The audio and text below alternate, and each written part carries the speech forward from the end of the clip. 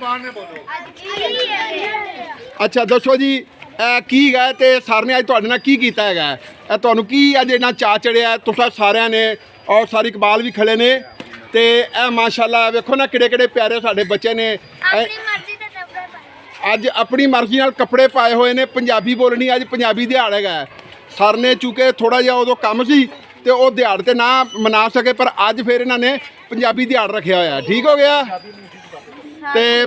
ਅੱਛਾ ਜੀ ਕੋਈ ਬੱਚਾ ਦੱਸ ਸਕਦਾ ਹੈ ਕਿ ਇਹ ਦਿਹਾੜ ਕਿਵੇਂ ਦਾ ਹੈਗਾ ਤੇ ਤੁਹਾਨੂੰ ਕਿੰਨਾ ਮਜ਼ਾ ਆਉਂਦਾ ਇਹਦੇ 'ਚ ਕਿੰਨਾ ਸਵਾਦ ਅੱਜ ਜਿਹਨੂੰ ਬੜਾ ਮਜ਼ਾ ਆਉਂਦਾ ਦੱਸੋ ਜੀ ਕਿਹਨੂੰ ਹਾਂਜੀ ਕੀ ਤੁਹਾਨੂੰ ਬੜਾ ਚੰਗਾ ਲੱਗਦਾ ਪਿਆ ਅੱਜ ਅੱਛਾ ਜੀ ਤੂੰ ਦੱਸ ਵੀ ਤੈਨੂੰ ਕਿੰਜ ਦਾ ਲੱਗਣ ਡਿਆ ਚੰਗਾ ਲੱਗਣ ਡਿਆ ਅੱਛਾ ਲਓ ਜੀ ਅਸੀਂ ਪ੍ਰਿੰਸੀਪਲ ਜ਼ੀਨਤ ਮੁਸਲਿਮ ਮਾਡਲ ਸਕੂਲ ਮਲਕ ਇਕਬਾਲ ਸਾਹਿਬ ਮੌਜੂਦ ਨੇ ਅਸੀਂ ਇਹਨਾਂ ਸਰ ਕੋਲ ਪੁੱਛਨੇ ਆ ਕਿ ਇਹ ਪੰਜਾਬੀ ਦਿਹਾੜ ਤੁਸੀਂ ਮਾਸ਼ਾਅੱਲਾ ਬੜਾ ਅਨੋਖਾ ਕਰਕੇ ਮਨਾਇਆ ਹੈ ਤੇ ਸਰ ਕਿੰਜ ਦੇ ਤੁਹਾਡੇ ਤਾਸਰਾਤ ਨੇ ਹਾਂਜੀ ਇਹ ਸਕਾਫਤ ਹੈ ਸਾਡੀ ਤੇ ਇਹਨੂੰ ਅਸੀਂ ਰਲ ਮਿਲ ਕੇ ਮਨਾ ਰਹੇ ਹਾਂ ਤੇ ਬੱਚੇ ਅੱਜ ਬੜੇ ਖੁਸ਼ ਨੇ